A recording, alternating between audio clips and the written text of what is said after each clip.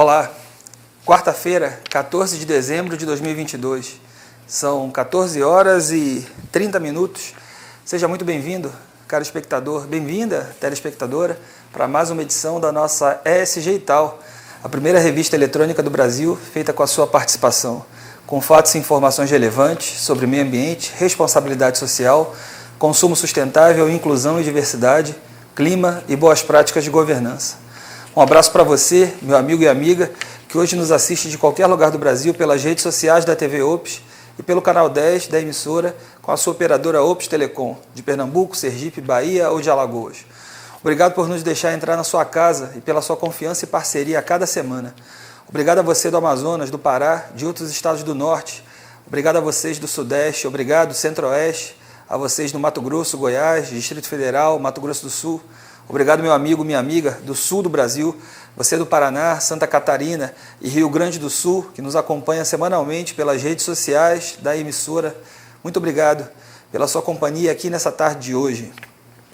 Bom, por falar em Sul, hoje a gente tem uma edição especial. Na nossa entrevista, a gente fala diretamente do Rio Grande do Sul com algumas das empresas gaúchas que mais têm investido em boas práticas ESG.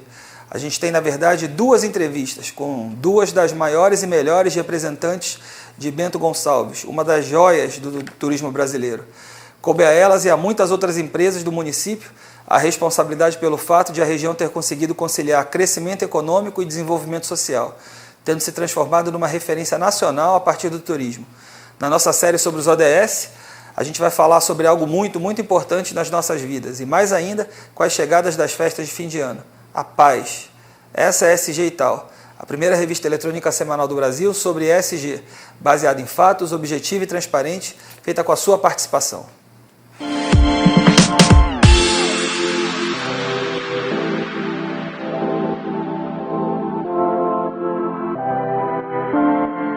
Olá, estamos de volta. Bom, de acordo com uma pesquisa recente do Sebrae, 1 em cada 4 empresas fecham as portas no primeiro ano de existência. E 50% delas fecham as atividades nos primeiros 4 anos de existência. Por outro lado, um diagnóstico que foi realizado em 2014 mostrou que 14 milhões e meio de companhias brasileiras existentes naquela época, ou seja, pouco mais de 0,01% delas, 190 naquele ano, chegavam aos 100 anos de atividade. E essas empresas passaram por muitos cenários políticos e econômicos, como revoluções, crises, mudanças de constituição e trocas de moedas. O fato delas terem sobrevivido por tanto tempo deu a elas não só credibilidade, mas experiência para lidar com muitas adversidades que surgem. Muitas empresas que fizeram dessa região no qual a gente está hoje, o município de Bento Gonçalves, uma referência de turismo sustentável para todo o Brasil, fazem parte desse tipo de contexto centenário ou quase centenário, no qual as histórias corporativas de sucesso são, em geral, acompanhadas de trajetórias humanas de trabalho ético, prosperidade e orgulho. Por isso, em 1931, 16 famílias viticultoras iniciaram uma história que se tornaria, nas décadas seguintes, a maior, melhor e mais responsável cooperativa produtora de vinhos do país, a Aurora. Vamos assistir um vídeo que mostra um pouco da história da cooperativa vinícola Aurora. Vamos ver. É um orgulho muito grande sabermos que a cooperativa ela começou com 16 associados e um sonho. E hoje esse sonho ele é real, ele está hoje no Brasil inteiro, ele está extrapolando as fronteiras do Brasil, ele está no mundo inteiro. Hoje nós exportamos para vários países do mundo. 16 famílias e um mesmo sonho. A Cooperativa Vinícola Aurora. Um sonho realizado com muita dedicação, fé, trabalho e principalmente muita união. Juntos, crescemos fazendo de cada cacho de uva um grande vinho. Percebemos o resultado do nosso trabalho, ficando maior e mais forte a cada safra. Aprendemos a brilhar com a aurora do dia, que nasce tímida, singela e se torna grandiosa, cheia de vida. Dando um exemplo de força, de união da cooperativa, que hoje nos orgulhamos de ter essa marca, eu lembro da crise que a gente sofreu em 95. Essa crise, ela foi um marco na história da cooperativa porque a união, a persistência, a esperança do associado nos trouxe aos sucessos do dia de hoje. Nossa história é feita de desafios, com momentos difíceis e também com muitos sucessos. Mas acima de tudo, feita de pessoas como você, que todos os dias nos lembram da importância de tudo que já conquistamos, já vivemos e aprendemos, e que agora nos faz olhar para frente, acreditando num futuro ainda melhor. Esses 90 anos nos mostraram o valor de aproveitar cada minuto, cada momento, cada descoberta. O valor de fazer parte do dia a dia das pessoas e de tudo que a vida tem de bom. Chegar aos 90 anos é uma das nossas maiores conquistas. E nessa data tão especial, queremos comemorar do mesmo jeito que tudo começou. Juntos. Continuemos nesse caminho. O caminho que sempre alicerçou a cooperativa até hoje, que é o nosso tripé: fé, trabalho e família. Daqui a 90 estaremos comemorando, não nós, mas nossos filhos, nossos netos estarão aqui nos agradecendo pelo trabalho que sempre tivemos até hoje.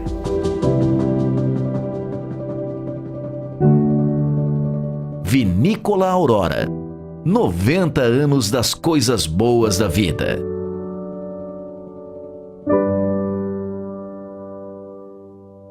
Bom, hoje o reconhecimento e prestígio brindam um trabalho de mais de 1.100 famílias produtoras associadas na Serra Gaúcha, melhorando a qualidade de vida no campo, desenvolvendo a economia local de forma sustentável por meio do cultivo de uvas que viabilizam a produção de vinhos e sucos de altíssima qualidade, que atendem os mais variados perfis e exigências de clientes. A Aurora promove o desenvolvimento social e o crescimento econômico de produtores rurais, que têm na cooperativa sua segunda casa. Para falar um pouco mais sobre a história, as iniciativas da Aurora e os projetos da Aurora para 2023, a SG Itaú está aqui diretamente de Bento Gonçalves, nas dependências da cooperativa, na unidade dos Vale dos Vinhedos, com Cassandra Marcon Giacomazzi, supervisora de qualidade e meio ambiente da cooperativa Vinícola Aurora. Cassandra, obrigado por receber. É um grande prazer, uma honra estar aqui com você hoje nesse lugar tão especial para tantas pessoas. Obrigado, Cassandra. Olá, Marcos. Realmente, para nós, né, e para todas as pessoas que recebemos, é um local muito especial, é uma terra muito especial. E para nós, hoje é muito bom estar recebendo vocês aqui. Cassandra, vocês, né, têm toda essa história com tantos anos, né, de presença aqui, e não são muitas empresas que conseguem chegar tão longe quanto vocês chegaram. Qual o segredo para vocês terem chegado tão longe, na sua visão? Como é que vocês conseguiram chegar tão longe por tanto tempo? Qual o segredo dessa longevidade da Aurora? Te falo, né, Marcos, pela minha participação nesse contexto, né, pelo trabalho que a gente desenvolve, é a responsabilidade, o entender, né, a questão de sabermos o quão importante é a empresa a Aurora neste contexto, neste município, a importância do nosso trabalho para a economia da cidade, para a economia da região, para todas as 1.100 famílias associadas, né? Então, eu te diria que, em primeiro lugar, um dos segredos, né, é a gente ter a consciência dessa responsabilidade, a Aurora, né, a cooperativa, ciente da sua responsabilidade, né, na economia, na vitivinicultura do país. E um outro grande segredo é o planejamento, né? É saber onde estamos, onde queremos chegar e quais são as ações necessárias para a gente chegar em tal objetivo. É planejamento. A Aurora, ela foi fundada em 1931, né, aqui. Isso. E hoje estão quantos anos a Aurora aqui já? Hoje, agora na próxima safra, no dia 14 de fevereiro, nós completamos então 92 anos. 92 anos. Isso de fundação. De fundação. Então, presta perto do centenário já, então, né? Praticamente, já estamos planejando o centenário. É verdade, já estamos planejando. A gente falou das empresas centenárias, poucas empresas chegam nessa etapa, né, no Brasil hoje. Então, é um desafio para você chegar tão longe, né? Sim, Marcos. E para nós, tudo é volume. Quando a gente fala em Aurora, né, tu falasse quase 100 anos, né, mas são quase 100 anos, 1.100 famílias associadas, mais cerca de 500 funcionários, e são essas pessoas e as suas famílias envolvidas, né? O volume de uva que nós recebemos, o volume de produtos que a gente manipula, que a gente produz e que a gente coloca no mercado todos os anos também é grande. Então, de fato, a responsabilidade é muito grande, né? Então, para ver com alguns números, né, a gente teve uma expansão de comercialização de 6,5% no mercado brasileiro e internacional. Vocês tiveram o maior faturamento da história em 2021, que foi de perto de 750 milhões. A expectativa para 2002 é de um aumento de 5% nas comercializações totais de vinho, espumante e suco de uva. Só no ano passado um crescimento de mais de 89% nas exportações. Comercializações para a Ásia, um aumento global de mais de 100% nas vendas nos últimos anos. Né?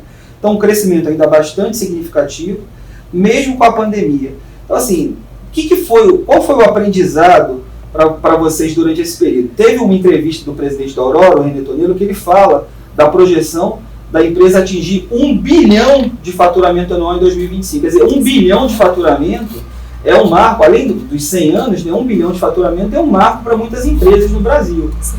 Então, o que vocês esperam? Como é que vocês esperam atingir esse faturamento? Quais são vamos dizer assim, os drives da empresa nesse sentido? Falaste, né, Marcos, da pandemia, né, e quais seriam os aprendizados, o que a pandemia nos trouxe, né, como lição, como aprendizado, né? Então, passado aquele momento crítico, né, de preocupação, as questões sanitárias, as questões de saúde, né, nós precisamos continuar a produzir. Nós precisamos, na época de safra, né, no início do ano, nós precisamos continuar recebendo a uva do nosso associado, certo. Continuar a elaborar produto, comercializar, né? Que aí a gente retorna para a questão da responsabilidade da Aurora enquanto cooperativa também, né? Então, o que a gente aprendeu com a pandemia veio reforçar na nossa cooperativa? Aquela necessidade que eu iniciei falando, né? Responsabilidade, planejamento. Hoje produzimos dessa maneira, mas se algo acontecer, né, qual é o meu plano B? Qual é o meu plano C? Né? Por exemplo, na época de pandemia, não só a Cooperativa Aurora, mas outras tantas empresas de outros tantos segmentos tiveram uma ruptura no abastecimento de alguns itens de material de embalagem, né, de alguns insumos necessários à sua produção. Então, se me falta este insumo, eu vou parar de produzir? Né, eu vou parar de manipular Não, preciso ter em mente, preciso ter um outro plano. O que eu vou fazer? Questão da garrafa, do vasilhame, né? Falei material de embalagem. Se me faltar ou se diminuir, né, o fornecimento de vasilhame, qual é a alternativa? Eu vou deixar de envasar o suco? Eu vou deixar de envasar o vinho? Não. Né? Então, nós precisamos... A pandemia veio reforçar isso pra gente, né? Precisamos sempre daquela preparação. Se não for, né? Esse é o ideal, gostaríamos que fosse assim. Mas se as coisas não se encaminharem assim, para chegar no nosso objetivo, o que a gente vai fazer? Né?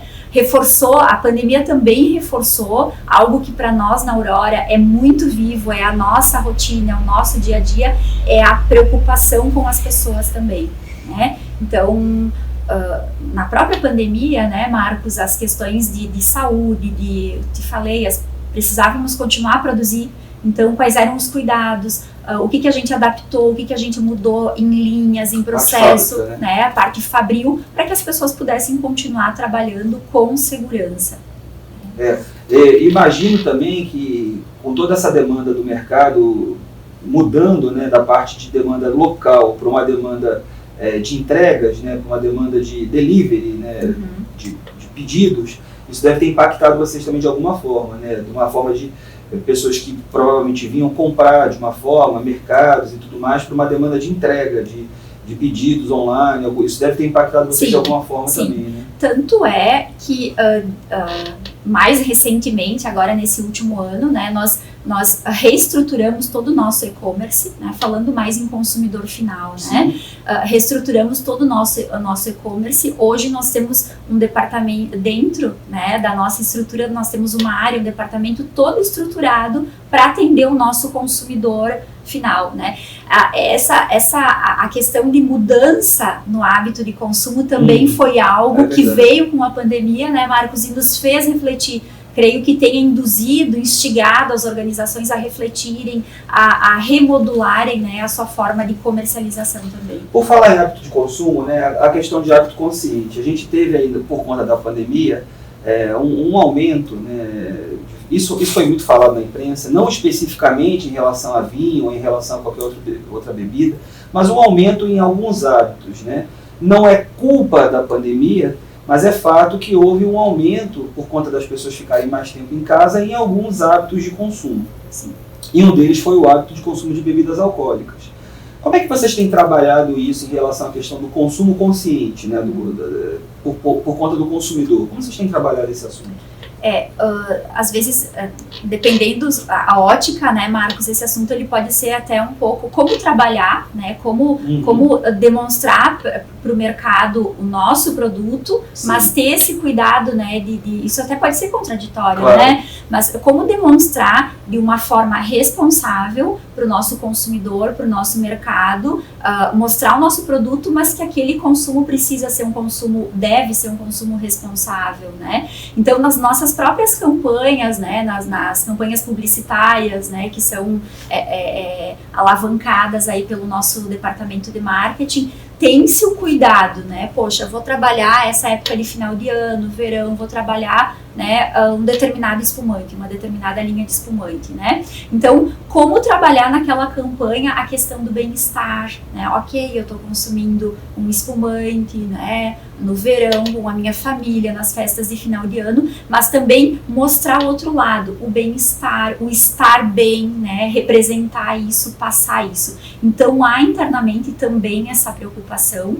Um próprio fator legal, né, todos os nossos produtos a gente traz a rotulagem, né, de acordo com o que preconiza a legislação, claro, brasileira, e com essa preocupação também desse consumo mais responsável, né? É importante que bem se diga, né, assim, em relação aos chamados produtos, né, que têm a sua sensibilidade, que são produtos legais, que geram impostos, geram emprego e renda para muitas pessoas de forma responsável, e que é importante que se trabalhe a questão da moderação, né, do consumo moderado.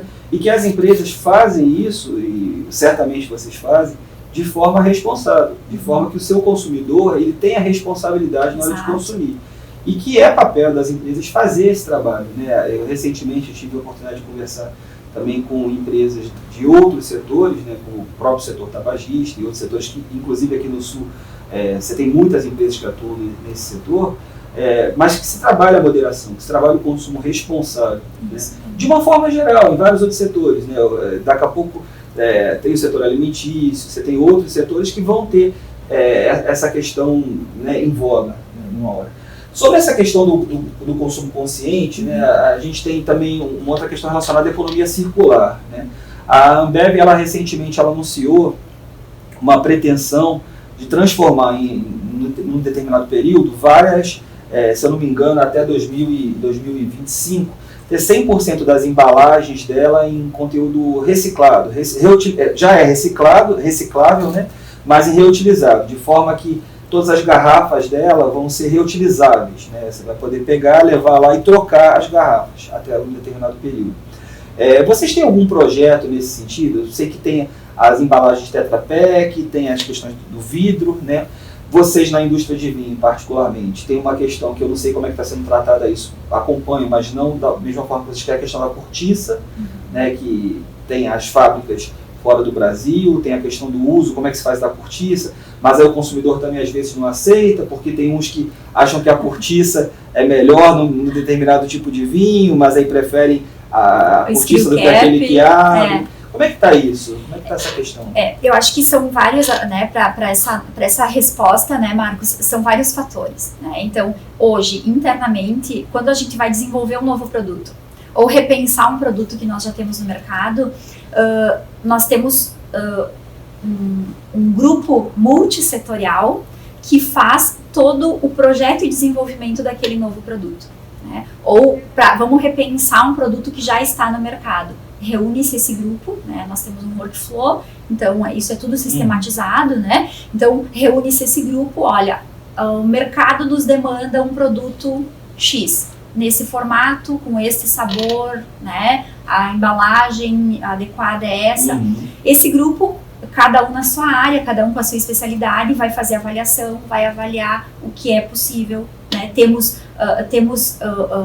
a possibilidade de fornecer e fazer esse produto, tá? Ok, temos, uma vez, né, dado esse ok pelo grupo de projeto e desenvolvimento, a gente vai avaliar a questão de fornecimento. Para eu produzir aquele produto, quem são os meus parceiros? Quem são os meus fornecedores que vão me entregar, por exemplo, o vasilhame, ou a tampa, seja a rolha, seja a tampa screw cap, que é essa de rosca, né? Então, a gente vai avaliar. Quando a gente fala, né, materiais, o uso de materiais para eu produzir, para eu colocar um vinho, um espumante no mercado, constantemente o nosso P&D avalia, né? Hoje nós utilizamos uma caixa, embalagem secundária, e as divisórias ali são papelão. Tenho condições de reduzir aquele papelão, de tirar para segurança, o produto vai chegar no mercado seguro para o nosso consumidor. Se eu fizer alguma mudança, tirar, né, ajustar a embalagem. Inclusive, né, com o manuseio do consumidor, né? Até que chegue na casa do consumidor, claro, né? Então, assim, a gente sempre procura, mesmo num projeto, num produto que esteja redondo, que já tem uma aceitação boa no mercado, que a gente já avaliou, já trocamos embalagem, já fizemos ajustes, né, pensando na sustentabilidade, a gente sempre procura avaliar o que ainda é possível eu fazer. Esse exemplo que eu te dou das divisórias nas caixas, nós temos alguns produtos que sabemos que não é possível por uma questão de segurança, até do manuseio, mercados, até chegar no consumidor, espumante, por exemplo, né? Compressão do gás. Não temos condição, né, de tirar, a gente já reduziu a quantidade de papelão, ok? Mas por questões de segurança do produto e do consumidor, né, mantém-se. Alguns outros produtos, a gente já chegou à conclusão, se tivermos uma encaixotadora automática, e temos, né, dispomos desse tipo de equipamento no nosso engarrafamento, a gente consegue ajustar e retirar. Então, sempre é possível a gente avaliar e novamente reavaliar o nosso processo. Substituir um material, né? A gente está falando em embalagem, né, Marcos? Mas também é possível a gente reavaliar o nosso processo como um todo e entender o que de um insumo enológico eu posso revisar e daqui a pouco, né, ajustar, né? O que na minha forma de produzir pode ser revisto, pode ser otimizado. Então isso é feito constantemente, né, por esse grupo multissetorial que eu te comentei inicialmente. Perfeito, perfeito.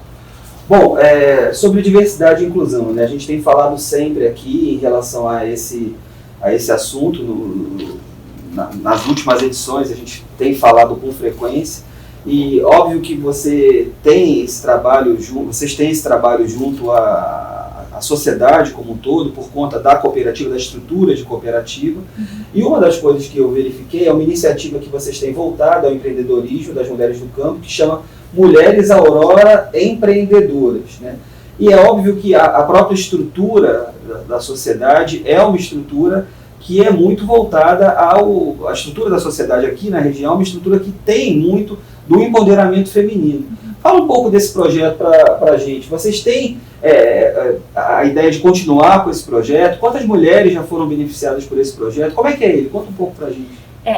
Hoje, Marcos, se nós olharmos a logotipia da cooperativa Aurora hoje, ela é uma família. Né? Então, dentro da cooperativa a gente tem muito, e esse é o sentimento do funcionário, do associado, né? Nós temos muito isso da família, né? Então, por que trabalhar a mulher?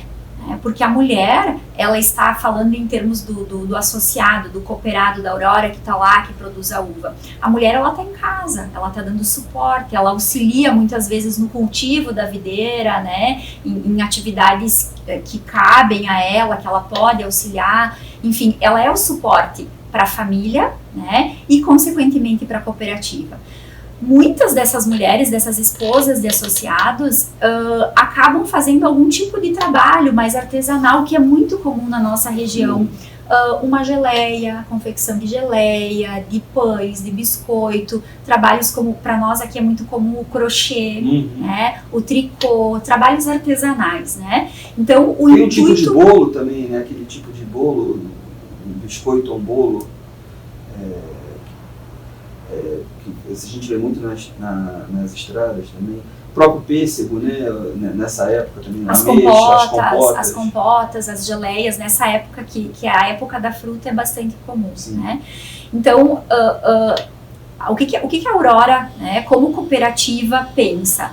Sim, é importante desenvolver o quadro funcional, é importante desenvolver o quadro social, e dentro desse desenvolvimento pensa-se muito como é que a gente pode desenvolver as mulheres, já que elas são, né, parte dessa cooperativa, elas apoiam, né, a produção da maneira delas lá na propriedade rural, né? Então esse projeto que tu falas, que a gente chama projeto MAI, né, quase mãe, né, o intuito, né, o objetivo principal é poder proporcionar, desenvolver essas mulheres, levar palestras, levar treinamentos, levar para visitas técnicas, né, para que elas possam, eu faço aquela compota, né, daqui a pouco eu faço a compota, a geleia só lá para consumo na minha casa, né, mas isso pode se transformar num negócio, sim, né, como muitas das nossas cooperadas, né, esposas de cooperados, ou algumas mulheres são cooperadas, né?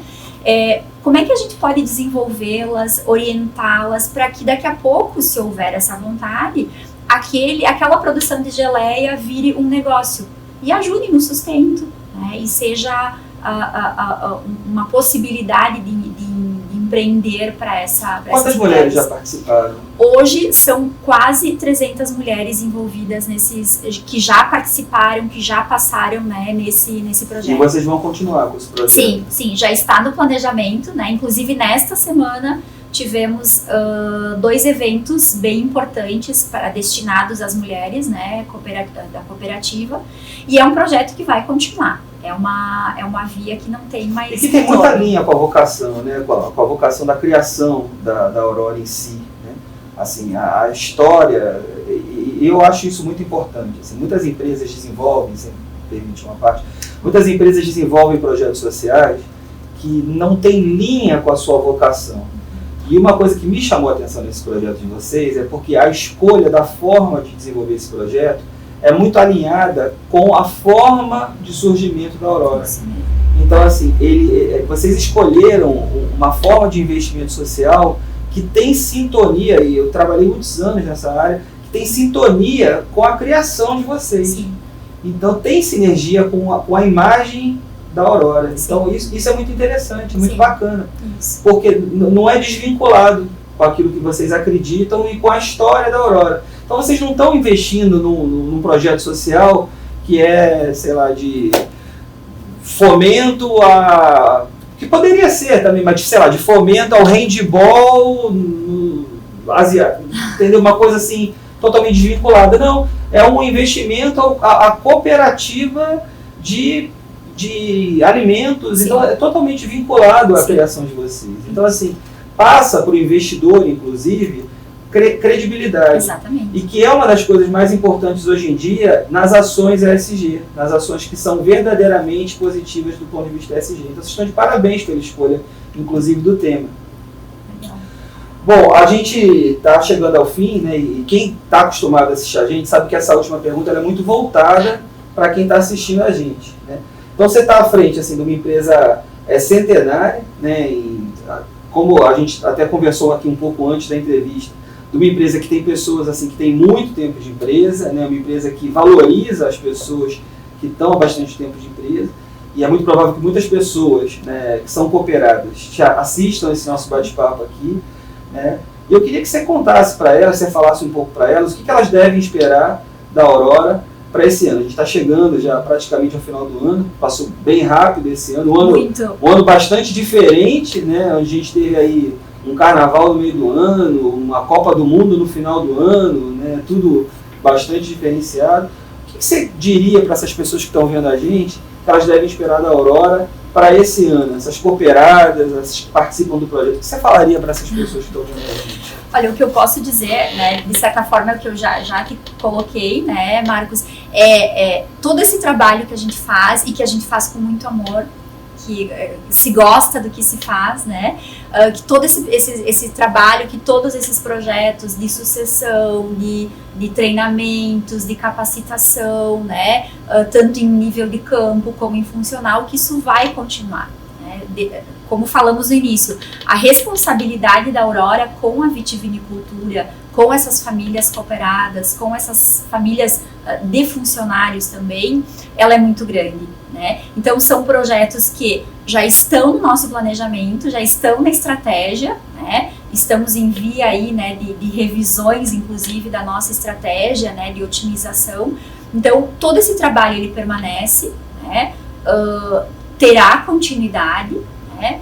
E no que depender da gente, eu diria para os nossos associados, para as nossas associadas também, né, que venham conosco, que fiquem tranquilos, que venham conosco, porque da mesma forma como lá no campo, lá na propriedade rural, essas pessoas fazem um excelente trabalho, né, dão o seu suor, aqui também a gente faz o nosso melhor. Juntos a gente faz o nosso melhor.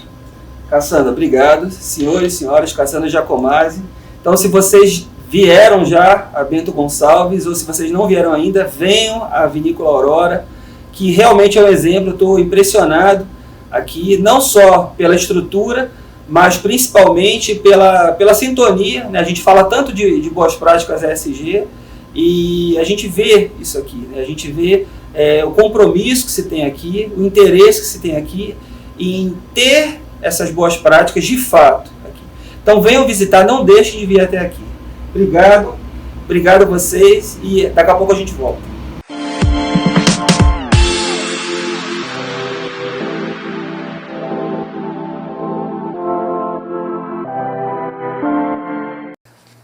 E aí, gostaram da nossa entrevista com a representante da cooperativa Vinícola Aurora?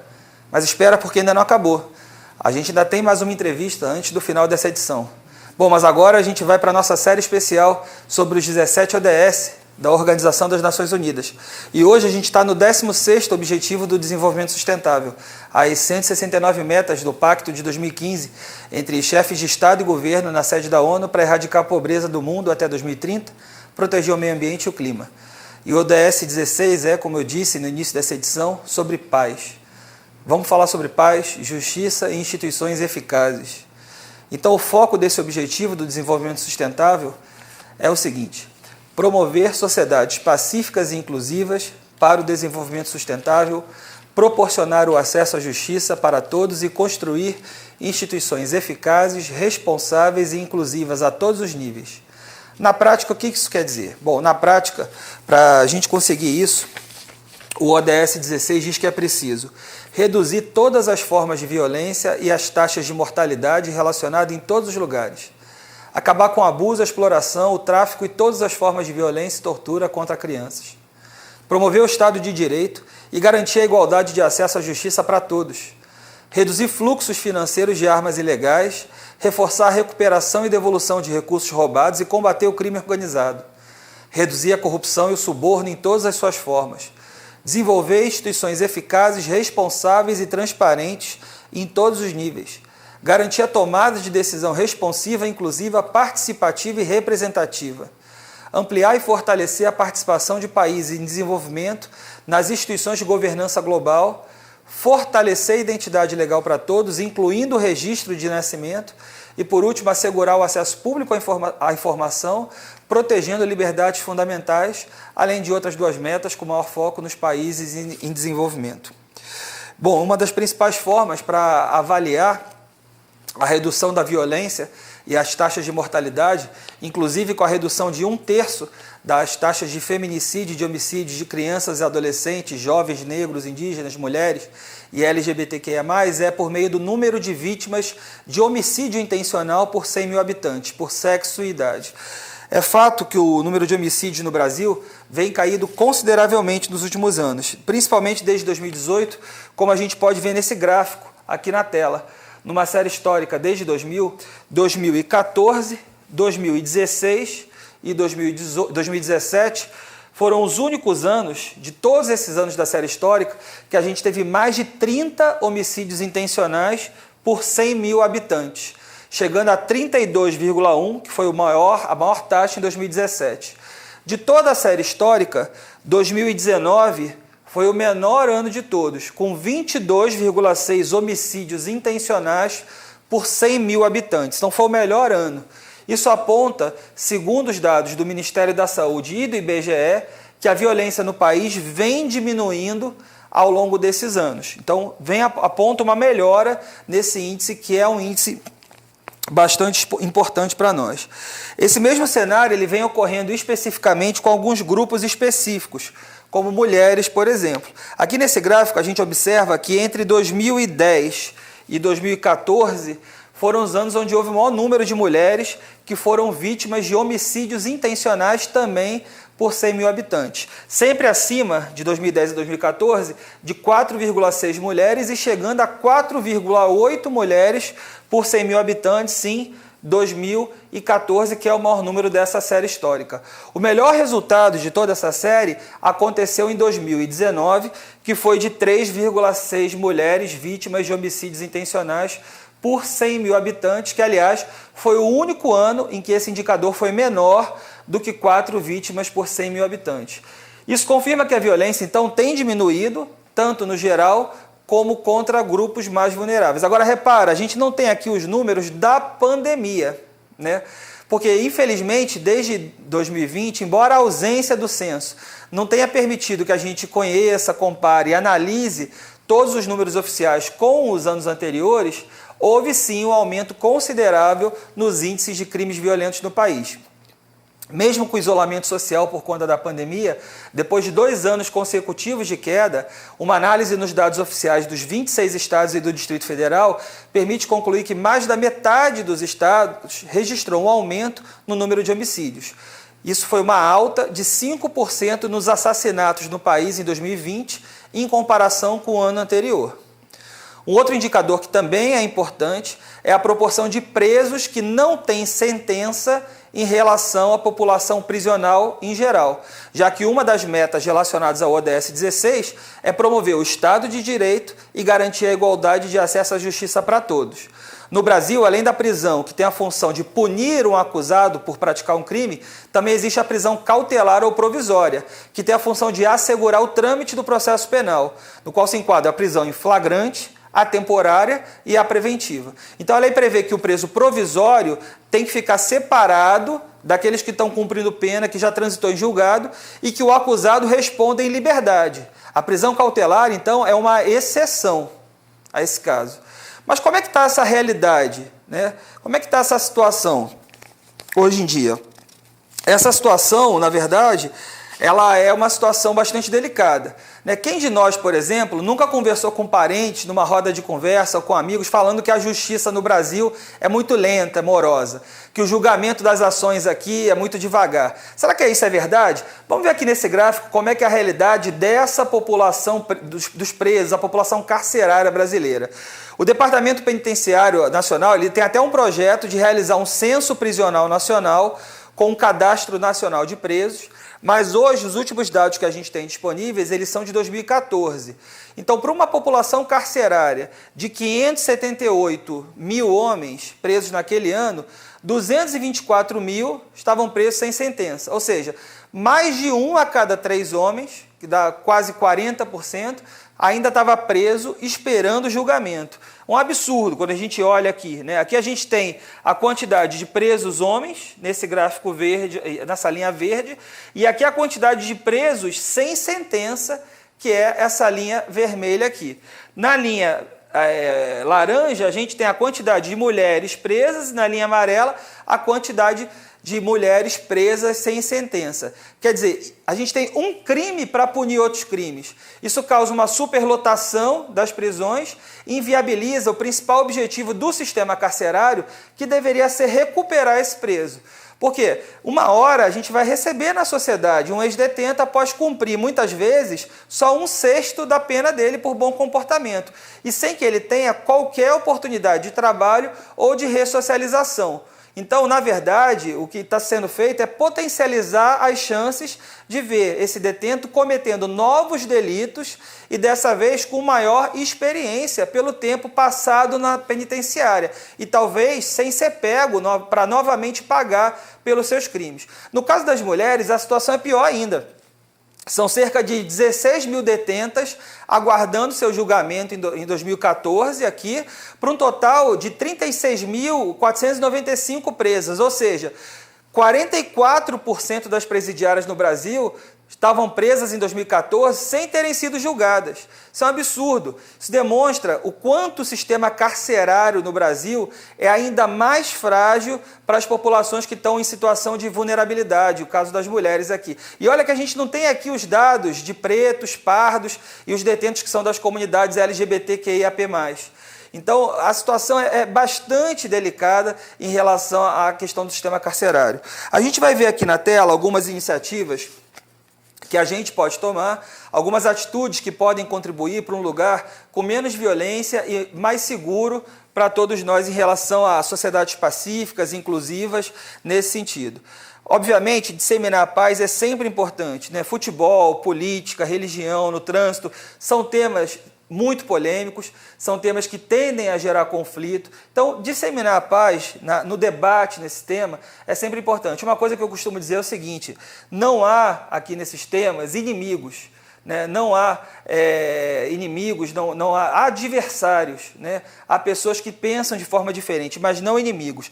Denunciar a violência doméstica, a violência contra a mulher. Já falamos aqui em vários programas da importância do 180. Debater sobre relações entre pais e filhos. Sim, debater sobre essas relações é importante. Sempre se dispor a falar sobre relações. Se você tem um amigo, um parente, um vizinho que tem situações de questões entre pais e filhos, converse, faça a sua parte em relação a isso. Palestras de prevenção de consumo de drogas. Não só sobre drogas ilícitas, mas questões de consumo de drogas lícitas também. A questão do consumo de álcool, que aumentou muito em relação durante o tempo de pandemia. Falar sobre essas questões. Campanhas anti-violência em escolas, comunidades. A questão do bullying. Falar sobre isso de forma aberta. Conversar com seu filho, com seus sobrinhos, né? Apoiar a saúde de pessoas de grupos vulneráveis e capacitá-las. Capacitar pessoas dos grupos em situação de vulnerabilidade para que eles procurem apoio médico, para que eles procurem o posto de saúde, o programa de saúde da família, para que eles procurem trabalhar a saúde deles. Da nossa parte, sempre vai ter alguma coisa a mais para a gente fazer em relação a questões como essa, né? Quando a gente fala de paz, de combater a violência doméstica, sempre tem alguma coisa a mais para a gente fazer, além de só ir em passeata com camisas brancas, por exemplo, o que também é importante. Ninguém está falando aqui que não é importante participar, obviamente, de manifestações pela paz e todo esse tipo de coisa.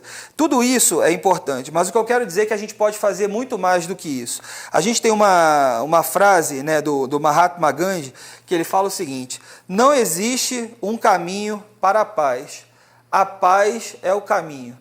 Essa frase é bem importante e a gente precisa refletir sobre ela, porque qualquer um de nós pode e deve fazer muito mais do que isso. Essas ações elas já deveriam ter sido incorporadas para que a nossa vida pudesse ser mais simples. Se cada um de nós passar adiante pelo menos uma ou duas dessas iniciativas, você pode ter certeza que o mundo vai ser cada vez um lugar bem melhor de se viver. Então vamos guardar isso, vamos passar adiante essas questões, e eu deixo vocês com essa reflexão, e como eu prometi, a gente agora vai voltar para a nossa entrevista, no nosso especial em Bento Gonçalves, e eu deixo agora vocês com os nossos comerciais, e na volta, a gente está de volta em Bento Gonçalves para a segunda entrevista do nosso programa de hoje. Os comerciais.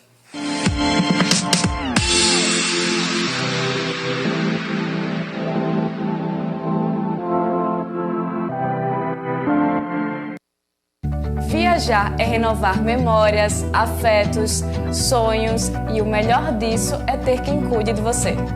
Da escolha do trajeto até a chegada nele, a Clube Turismo está presente em cada momento.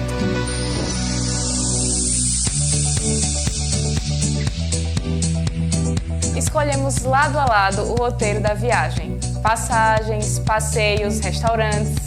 tudo que melhor lhe atende, do seu jeitinho, com a experiência dos nossos agentes. Porque cuidar é estar do início ao fim. Tudo isso para que você desfrute com conforto, segurança e com as melhores taxas do mercado. E então, já pensou para onde você quer ir? A Clube te leva. Vem! Sua viagem é a nossa também.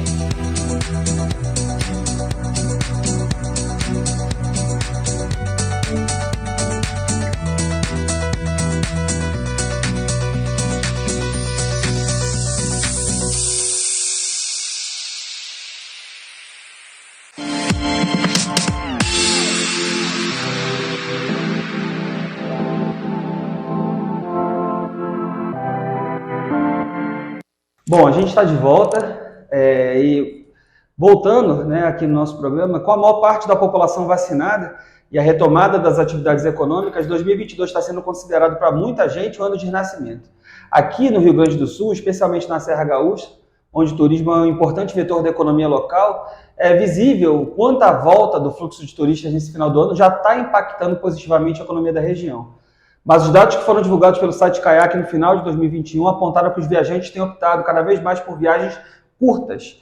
Viagens de 4 a 7 dias foram as principais no ranking de buscas do site Kayak, com um total de 37% de participação, crescimento de 5% em relação ao ano anterior. Na sequência foram as viagens de até 3 dias de duração, com 31% das buscas, um aumento de 2 pontos percentuais, ou seja, as empresas do setor do turismo que querem se diferenciar, elas vão ter que atrair mais turistas por uma boa reputação. Além de promover uma imagem da marca, as ações de preservação do meio ambiente, do patrimônio histórico, de geração de renda para as comunidades próximas à empresa, por exemplo, as boas práticas ESG geram retorno financeiro e têm sido adotadas com olhar estratégico. E nesse sentido, uma das operadoras que mais tem se destacado na região da Serra Gaúcha é a Jordani Turismo. Entre os passeios que ela oferece, a Jordani responde por operar Maria Fumaça entre Bento Gonçalves e Carlos Barbosa, passando por Garibaldi, e a visita ao Parque Cultural Epopeia Italiana. Além de divulgar o importante legado da colonização aqui da região, incluindo a gastronomia, o costume dos imigrantes, a Jordani Turismo assumiu um compromisso que é legítimo com a disseminação da riqueza cultural que está em cada uma das construções e acontecimentos que marcam a história aqui da região. E para falar com a gente sobre a responsabilidade de lidar com um patrimônio humano tão rico como esse, a SG Itaú veio aqui até Bento Gonçalves, na matriz da Jordani Turismo. Na verdade, a gente está aqui hoje muito próximo da Maria Fumaça, que é um marco histórico muito importante aqui nessa região, conversar com Evandra Stringuin, gerente de operações da Jordani Turismo. Evandra, muito obrigado por receber a SG Itaú aqui hoje, por estar aqui com a gente hoje. Obrigada, olá, tudo bem? Nós que agradecemos a oportunidade de podermos conversar e explicar um pouco, né, contar um pouco da nossa história. Muito bacana. Evandra, olha, em fevereiro desse ano, o Leonel Jordani, que é o fundador, né, da Jordani, ele infelizmente nos deixou. E ele, obviamente, ele deixou todo um legado para nós, né, com a criação da Jordani, a operação da Maria Fumaça e, obviamente, né, o histórico, né, que ele deixou, esse legado de valorização da herança cultural, de valorização desse patrimônio histórico. Esse é um legado que fica para o território, para a região como um todo. Isso é uma coisa muito importante para a região e que, obviamente, pega todo esse passado e faz uma projeção disso para o futuro. Existe todo um legado relacionado à vocação do território que fica para a sociedade como um marco e que faz uma projeção. Pensando nisso, quais são os planos da Jordani daqui para frente, para 2023 e, obviamente, daqui por diante? O seu Leonel era, para quem teve, né, a oportunidade de conviver com ele, era uma inspiração para todos nós. Era uma pessoa iluminada, com muito espírito empreendedor e muita humildade. Ele sempre foi uma pessoa muito simples, muito humilde e que inspirava todos nós. Então ele está fazendo muita falta, porque ele convivia diariamente, né, conosco. Então era um mestre, né, para todos nós. Então acho que o que a gente quer preservar é dar continuidade, né. O nosso trabalho agora é dar continuidade a tudo isso que ele construiu lá no começo, né. E manter isso vivo, né? Porque na pandemia, a pandemia foi difícil, principalmente para o setor turístico, acho que para todos os setores, né? Mas para o setor turístico houve, né? Afetou bastante, então Na pandemia a gente se preocupou, né, a empresa se preocupou muito em manter os empregos, né, dos funcionários, pagar os salários em dia, então todo e qualquer investimento, a gente teve que reduzir bastante os gastos, as despesas, então para esse ano a ideia é voltar a investir em melhorias de infraestrutura, né, ampliar para o atendimento turístico, visto que a gente, né, viu agora no ano de 2022 uma perspectiva, né, um pouco melhor, né, com a volta dos passeios, a volta das pessoas dos grupos, né, a gente vê agora nesse ano como foi bacana o retorno das excursões, né, o pessoal da terceira idade, coisa que a gente não teve ali em 2020, 2021, né, famílias assim viajando. Então agora a gente vai poder reinvestir, né, e retomar em 2023 um dos nossos projetos, que é o passeio Lessenza del Vino, que é um passeio que acontecia mensalmente, com rótulos e degustações diferenciadas a bordo. Então uma vez por mês a gente faz um passeio especial num vagão, né, temático, com a presença de um sommelier, que vai contando, vai fazendo harmonizações. Então esse ano de 2023 a gente pretende retomar com isso no calendário fixo e manter o passeio temático de Natal, que é um dos atrativos assim que é bem diferenciado e atrai bastante atenção do público. Esse passeio Lessenza del Vino é um passeio muito comum, né, em muitos trens da Europa, de muitos países, né? É um passeio com vinhos harmonizados, com vinhos diferenciados, e que é muito difundido em vários países da Europa, da América do Norte, né? Para enólogos, enfim, com um sommelier, que nem você falou, é bastante difundido, né? Sim. É muito importante que as pessoas compreendam que a pandemia ela reduziu, mas as empresas ainda assim elas tiveram um esforço muito grande para se manter, mesmo com restrições, com regulamentações, com tudo isso. Né, mesmo com toda essa restrição, essa regulamentação, vocês tiveram algumas iniciativas junto aos clientes, aos consumidores e até junto às comunidades, né? Vocês tiveram uma iniciativa, por exemplo, que foi denominada Eu Sou Daqui, onde vocês incentivaram moradores de cidades próximas à região, nos meses de baixa temporada, que entre janeiro e março, onde eles tiveram uma possibilidade diferenciada, com um custo diferenciado, de conhecer aquilo que é da região, o que é essencial. Quer dizer, se o morador da região ele não conhece o local onde ele está, e vejam, isso é muito mais comum do que se pensa, que as pessoas não conheçam aquilo que existe onde ela mora, ela não divulga nas redes sociais, ela não divulga para os parentes, para aquelas pessoas de fora. Como é que foi isso? Como é que foi esse projeto? Vocês devem continuar projetos como esse? Como é que funciona isso? Esse é um projeto já antigo, né, que a gente faz há muitos anos e que a gente vê que dá muito certo, né, porque é uma oportunidade também do morador local. Ele vem na baixa temporada, que é um período mais tranquilo até para usufruir, e ele consegue, por um preço bem mais em conta, conhecer o atrativo, né, e como tu falou, essa questão de poder também conhecer para divulgar, para se sentir, né, aquele sentimento de orgulho, de pertencimento. Então é uma campanha que a gente pretende manter com certeza agora para o próximo ano, né, já tem a campanha aberta, e que depois a gente reverte também um valor, né, deste ingresso para entidades, né, carentes, assim, entidades locais, né? Sim, a gente já teve, assim, a gente faz um rodízio, né, já beneficiamos. Somos 3 cidades, né, que o trem passa, é Bento Gonçalves, Garibaldi e Carlos Barbosa. Então a gente já beneficiou entidades de vários das 3 cidades, e a ideia é sempre fazer um rodízio para poder Agora, ajudar, uma coisa, né? que me chamou a atenção, embora vocês passem por 3 cidades, vocês têm uma área de influência de 41 municípios nesse projeto, por exemplo. É uma área muito grande, uma área de influência bastante grande. Quer dizer, vocês têm um impacto indireto bastante significativo, é uma coisa impressionante. Que a gente levou em consideração a região da uva e do vinho, né? Claro. Que é mais municípios, mas isso é bem bacana porque a intenção é essa. O que é muito importante, quer dizer, embora o impacto direto seja em 3 cidades, vocês beneficiam com um projeto como esse 41 cidades indiretamente. Então a preocupação social, e por isso, né, é importante que as pessoas que estão assistindo a gente entendam, né, porque a escolha de empresas como a Giordani, embora o impacto direto de um projeto como esse seja em 3 cidades, você tem, por exemplo, 41 cidades beneficiadas por projetos como esse. Né? Então, assim, é um impacto indireto muito significativo. E o impacto indireto, né, falando ainda sobre impacto indireto, o impacto indireto em cidades como Gramado e Canela. Né? Uma coisa que chama muito atenção também, para quem não conhece, ou quem não teve a oportunidade de vir aqui ainda em Bento Gonçalves, nessa região, ou em Gramado e Canela, vocês têm um sem número, uma quantidade imensa aqui de ônibus, de carros, de vans, de turistas da região de Gramado e Canela, num setor que é altamente competitivo, onde as operadoras de turismo normalmente teriam uma grande concorrência. Vocês têm parcerias grandes com operadoras de Gramado e Canela. Quer dizer, as operadoras, elas são parceiras, elas são amigas. Então, vocês têm uma divulgação muito grande, vocês trazem as operadoras para cá e vocês geram receita, renda, empregos, que é o principal, para pessoas da região como um todo. Como é que funciona isso? Como é que vocês conseguem essas parcerias? Eu acredito assim, essas parcerias são fundamentais, né? Porque no turismo não se constrói nada sozinho, né? É uma rede.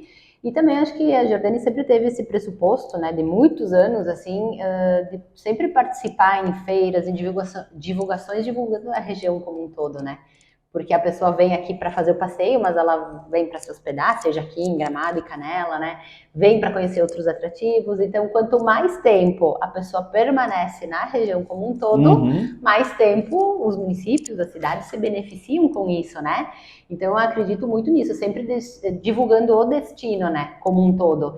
E aí acaba que todos ganham, né? Porque o passeio é um dos atrativos aqui da região, né? E essa relação, então, com essas empresas de Gramado, Canela, Nova Petrópolis e como um todo, é uma relação, então, extremamente positiva e importante para vocês, porque eles trazem um sem número de turistas. Eles trazem, nós temos, por exemplo, agências de toda da região metropolitana, que o foco é em determinada época do ano, enfim. Porto Alegre. Porto Alegre. Agora, no Natal, por exemplo, a gente tem grupos fixos, né, que vem todo ano lá de Pelotas, que é mais longe, né, mas que tem essa rotina de vida. Então, assim, a gente tem parcerias e a gente precisa desses grupos, né, e de outros estados também, né, mas é bem forte realmente a presença, a vinda das empresas de Gramado, né, que é falando um pouco da questão da pandemia, a pandemia ela nos fez ter algumas modificações, alguns ajustes, né?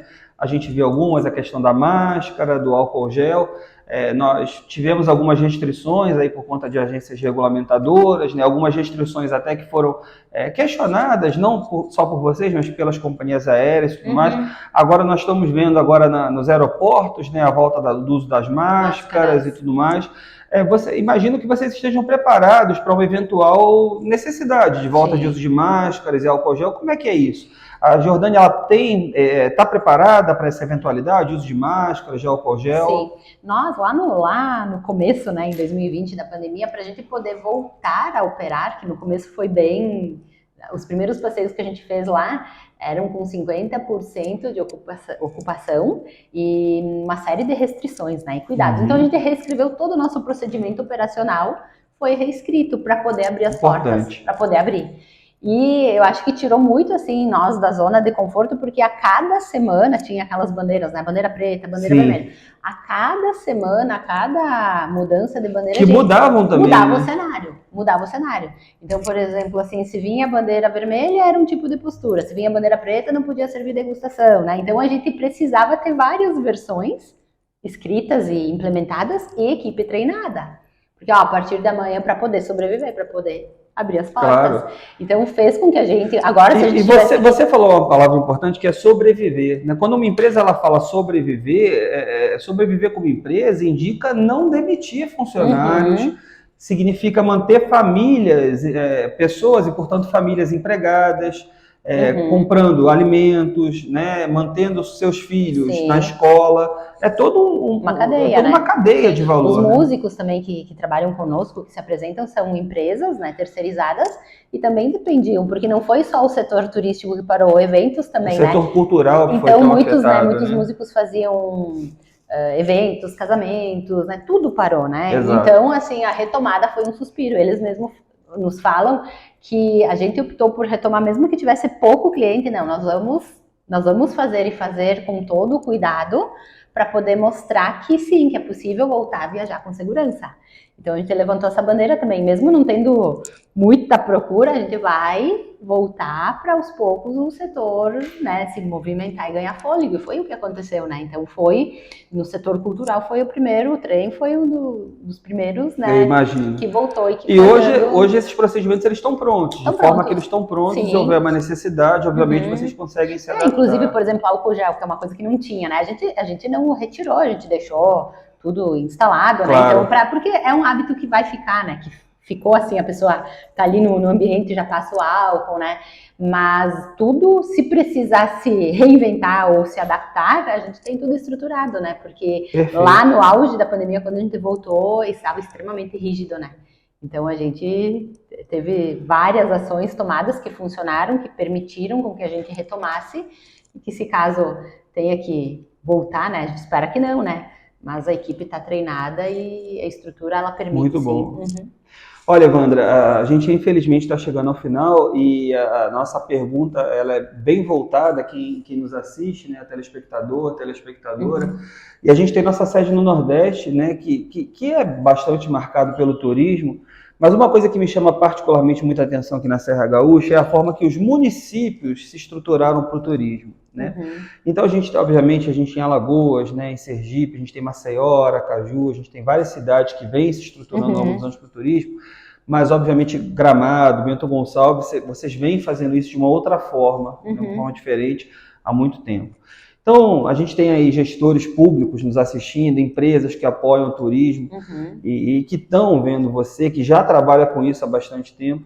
Então, eu queria que você falasse para essas pessoas o seguinte, qual é o segredo? Qual é o segredo para que empresas como a Jordani, para que outras empresas como vocês possam fazer isso dessa forma, para que a preservação da cultura não seja só uma coisa, vamos dizer assim, bacana, legal, para que isso gere receita de verdade, isso gere emprego, gere renda, gere receita, para que o turismo ele seja sustentável. Isso é uma coisa que eu falo muito no programa, né? Cultura, meio ambiente, tudo isso pode ser sustentável, mas tem que ser lucrativo também. Qual o segredo? O que você diria para essas pessoas? Como é que elas fazem isso ser lucrativo de verdade? Eu acho que é a essência, né, dos nossos passeios, enfim, né, do espetáculo, também do parque cultural, a gente conta e a gente preserva a cultura, né, porque o nosso passeio aqui, ele gira muito em torno disso, da preservação, não só da cultura italiana, que é a nossa colonização principal, a gaúcha, a própria ferroviária, né? Da gente tá preservando todo esse equipamento, né? Os vagões, a locomotiva, as estruturas ferroviárias. Então, assim, a gente desperta a atenção de diversificar dos públicos, né? É a pessoa que conviveu com a história da ferrovia, é a pessoa que lembra lá do avô, da avó que veio da Itália, né? Então, eu acho que cada município, cada cidade tem que preservar o que é autêntico, que diz respeito às suas tradições, né? Eu acho que o turista busca isso quando ele vai visitar, né? Quando ele quer conhecer um lugar novo, ele quer saber da história, ele quer saber da cultura, e fazendo bem feito, fazendo com responsabilidade, com carinho, né? Com achar essa profissionalização que a gente vê que o turista fica muito impressionado e satisfeito quando ele encontra empresas que preservem isso, né? Porque é a história do lugar, é autêntico, né? Não é algo que foi criado, inventado, enfim, né? Então, eu acho que isso é um ponto-chave, né, para cidades que ainda estão, talvez, engatinhando, né? É preservar e contar a história do lugar, né?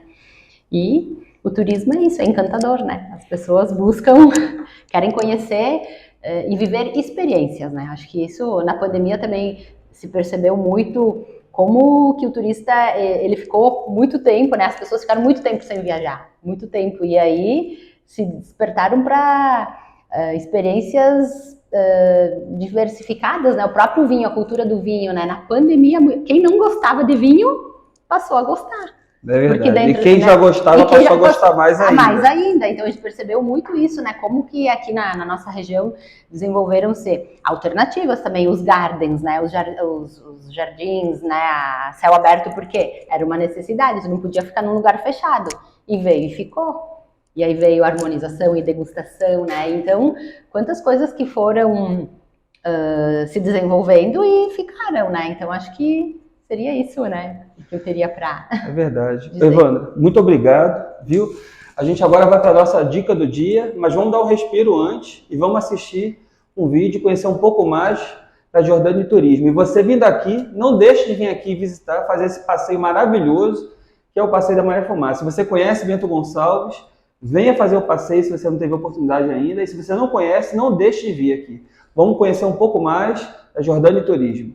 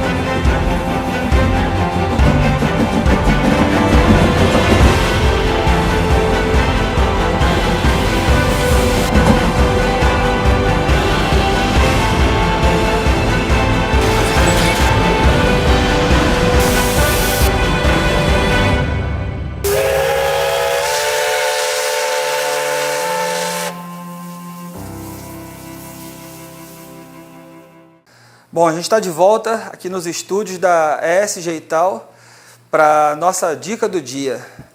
A gente espera que você esteja gostando, porque hoje, aproveitando que a gente teve 2 entrevistas aqui no nosso programa, e as 2 em Bento Gonçalves, que é uma das regiões mais importantes do turismo brasileiro, a nossa dica do dia é justamente sobre turismo sustentável. Você já ouviu falar nessa expressão? Sabe o que ela significa?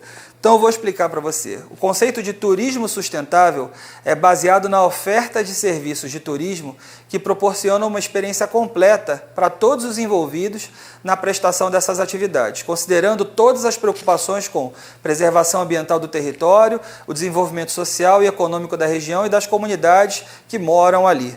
Ao mesmo tempo que a experiência do turista vai sendo melhorada a cada momento. Então temas, por exemplo, como emissão de carbono, a contratação de trabalhadores dali do território, compras locais e parcerias com entidades daquela região precisam estar muito presentes nas empresas e nos municípios que praticam o que a gente chama aqui de turismo sustentável. Algumas atividades, por exemplo, como trilhas, cachoeiras, arborismo, escaladas e tirolesas, elas já são conhecidas pela relação que elas têm mais direta com essa prática do turismo sustentável. Mas elas não são únicas, né? Não são só elas. Esses locais nos quais há uma cultura de se valorizar a sustentabilidade na prestação de serviços turísticos, a disseminação de práticas de priorização da economia local, o tratamento de lixo, a priorização de produtos locais e orgânicos, o reuso e economia de água e energia, o fomento ao uso de transportes coletivos ou bicicletas e outras iniciativas, elas são cada vez mais comuns. E a Serra Gaúcha é, sem dúvida, uma dessas localidades, mas existem outras no Brasil, como Bonito, no Mato Grosso do Sul, Fernando de Noronha e Piranhas, em Alagoas. Se você se interessou pelo assunto e quer saber quais são os locais no Brasil que têm esse tipo de iniciativa voltada ao turismo sustentável e quais são elas, você pode acessar o site iniciativassustentáveis.turismo.gov.br. O site está aqui na tela, iniciativas sustentáveis, com 2 S, .turismo.gov.br e saber mais sobre esse assunto. O endereço aparece aqui na tela.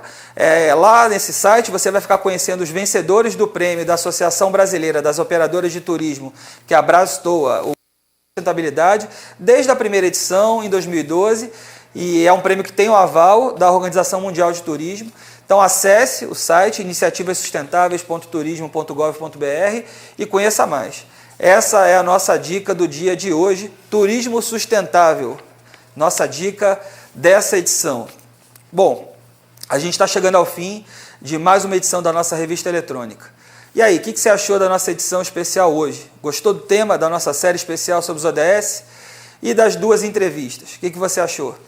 Achou bacana a gente ter realizado entrevistas fora do estúdio, em outras localidades?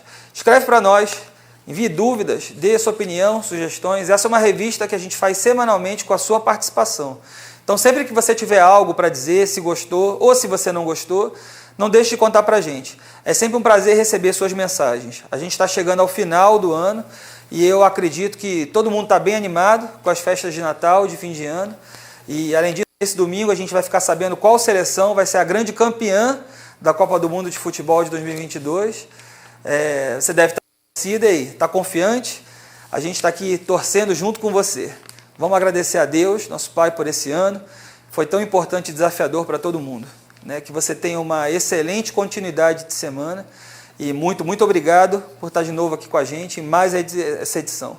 Um abraço, fique com Deus. Tchau.